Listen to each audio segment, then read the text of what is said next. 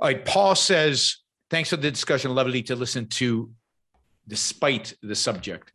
Okay, let's get to some $20 ones and then I'll switch to Elon. Oh, Jeff is $91.10 from Canadian.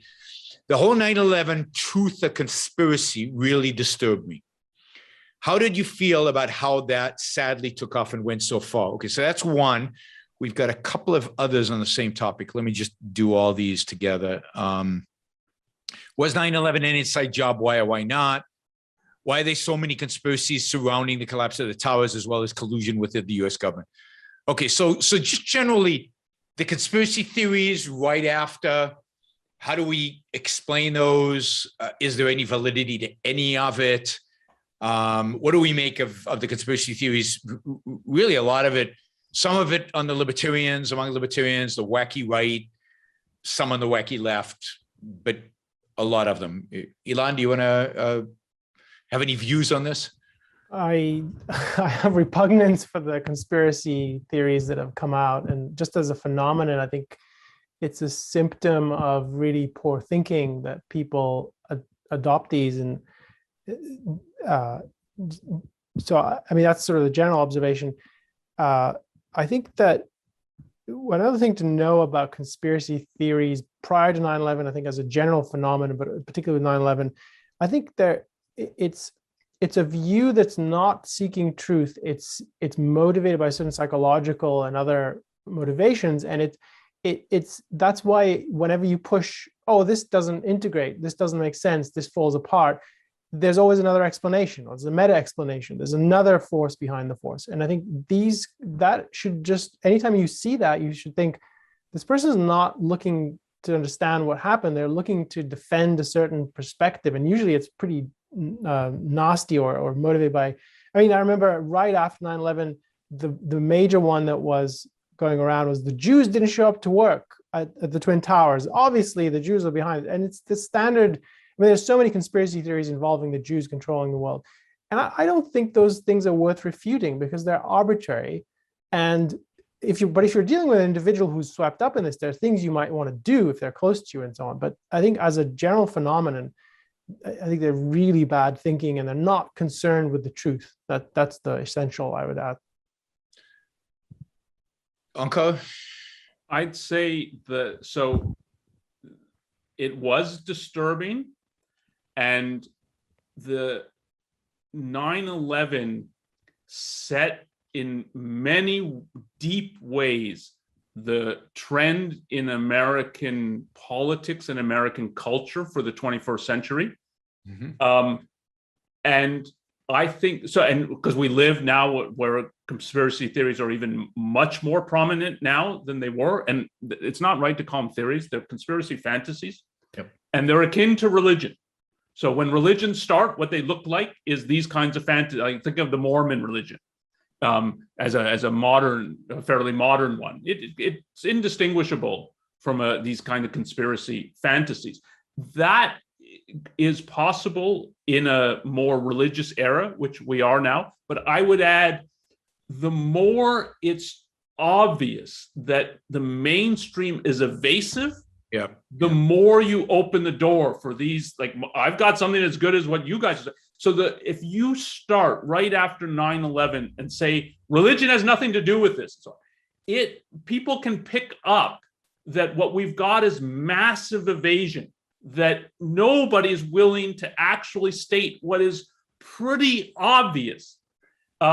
And in that kind of environment, you open the door for, you put it like the wacky part, you've opened the door because you've got a whole environment and it feels like it's saturated with people who don't care about the truth. And these are people who then come out of the woodwork, in fact. So I think all that's right. It's a really interesting topic because I do think there's a reason why we're so surrounded now by conspiracy theories everywhere, and it's a particular state of, it says a lot about the state of the culture and the state of the world. But it really is conspiracies fill the void where the intellectuals have failed, and that's a point you were making, Anka, about the explanations. People want explanations. They might not want the truth, but they want explanations. They want to have some way in which to understand the world around them that they can comprehend. And conspiracy theories are always simple, right? The Jews did it. The elders of Zion. It's this group, that group. That's easy, right? They want to take over the world. They blew us up. I mean, and it doesn't. And yeah, if you think about it a little bit, it's all stupid, but they don't think.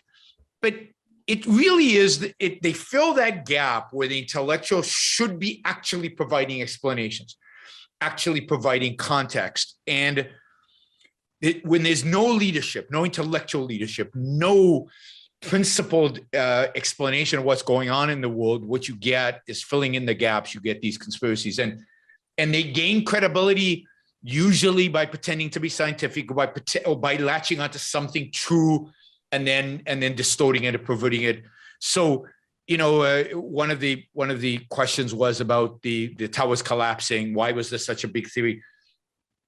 Well, the towers collapsed straight down. They all went down, and people think the towers would collapse like this. I mean, you could go over all these things. So people don't know anything about engineering, and then somebody makes some claim about that metal can't melt at X amount of degrees, and then suddenly it becomes scientific, and everybody latches on. At least it's an explanation. There must have been charges, but it's all nonsense, and you can refute them with 5 minutes Googling, right? Where civil engineers actually explain to you exactly what happened and how the towers collapsed and how it's completely consistent.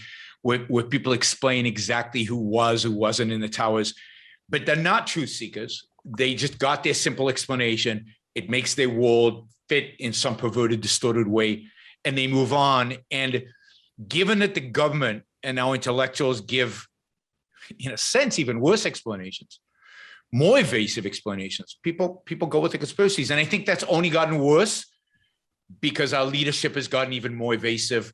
The world has gotten more complex in a sense, and there are fewer explanations. The financial crisis, and now with COVID, people are bombarded with stuff and they don't know how to explain it, and nobody gives them nobody is helping them explain it, so they get attracted to Yaron, I just want to make a slightly less charitable perspective on this. So I agree that one of the motivations that go into this and what appeals to people is it's an explanation in the absence of something else. And again, you have to study this in more depth, and different people's motivations, I think, differ. One thing that is true today of conspiracy theories, and I don't know if this was as true with the truthers when they came out, but I think today the phenomenon, so Onkar mentioned it's indistinguishable from a new religion or a religion. Sure. I think one thing you see is it becomes part of people's identity to believe in this. And I think they get some sort of fake sense of self-esteem. Like, I'm on the inside of this, be reasonable. I mean, I've talked to people who give off this vibe. It's like, you don't know the half of it. And then there's something to it. Like, I'm in an elevated position and you're all scrambling for scraps from these people and telling you what they're feeding you all this bullshit. Yep. And I know the truth, and the truth with a capital T, and whatever it is, what is 9/11 or something else. And I think that is, it ties in with the tribalism and sort of religious thinking that goes along with that we have so much of today. That's exactly the role of religion, right? Religion fills in that gap and gives people explanations, and they don't have to think about them. So it's the conspiracy theories are serving the same purpose religion did, 500 years ago, and still does for people, in terms of giving them an explanation of a world they can't comprehend, and they don't want to, and they're too lazy to do it. And yeah, I mean, you're being charitable to the people who say that. I mean, charitable maybe is not the right word, but the names I've been called because I've completely bought into the mainstream media, and I listen to CNN all day, and they have a direct link to the people who know the truth, whether it turns out QAnon or what's his name, Alex Jones, the kooks running around, but they have the truth, and they call themselves truthers because, it's a capital T truth. It's revealed truth that they have. They don't need facts. They don't need evidence. They never do provide them, other than saying, I just know. We've got it, inside information. We just know. And you guys are just buying into the media stuff. and it's brutal. They get very, very, very angry. All right. And to begin with, I wonder if I can ask you to capsulize. I know this is difficult. Can I ask you to capsulize your philosophy? What is Randism? First of all, I do not call it Randism, and I don't like that name. I call it objectivism. All right. Meaning a philosophy based on objective reality. Now let me explain it as briefly as I can. First, my philosophy is based on the concept that reality exists as an objective absolute, that man's mind, reason, is his means of perceiving it, and that man needs a rational morality. I am primarily the creator of a new code of morality which has so far been believed impossible, namely a morality not based on faith. On faith. Not on faith, not on arbitrary whim, not on emotion, not on arbitrary edict, mystical or social, but on reason, a morality which can be proved by means of logic, which can be demonstrated to be true and necessary. All right. All right. Now, may I define what my morality is? All right. Because this is merely an introduction. My morality is based on man's life as a standard of value.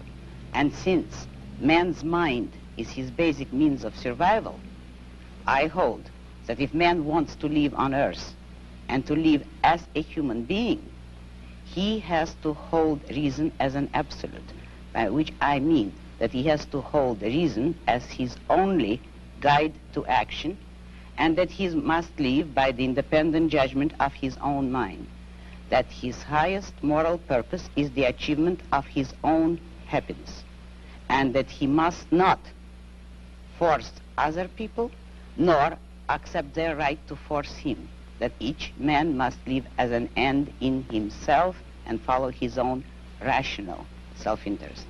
May I? All right, before we go on, reminder, please like the show. We've got 163 live listeners right now, 30 likes. That should be at least 100. I figure at least 100 of you actually like the show. Maybe there are like 60 of the Matthews out there who hate it.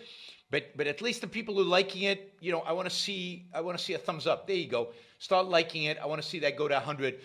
All it takes is a click of a thing, whether you're looking at this. And you know, the likes matter. It's not an issue of my ego. It's an issue of the algorithm. The more you like something, the more the algorithm likes it. So, you know, and if you don't like the show, give it a thumbs down. Let's see your actual views being reflected in the likes. But if you like it, don't just sit there. Help get the show promoted. Of course, you should also share. And you can support the show at JeronBrookShow.com/support, or on Patreon or Subscribestar or Locals, and show your support for the work, for the value hopefully you're receiving from this. And of course, don't forget, if you're not a subscriber, even if you just come here to troll, or even if you're here like Matthew to defend Marx, then you should subscribe, because that way you'll know when to show up. You'll know what shows are on, when they're on. You'll get notified, right? So, yes, like, share, subscribe, support. Like, share, subscribe, support. There you go. Easy. Do one or all of those, please.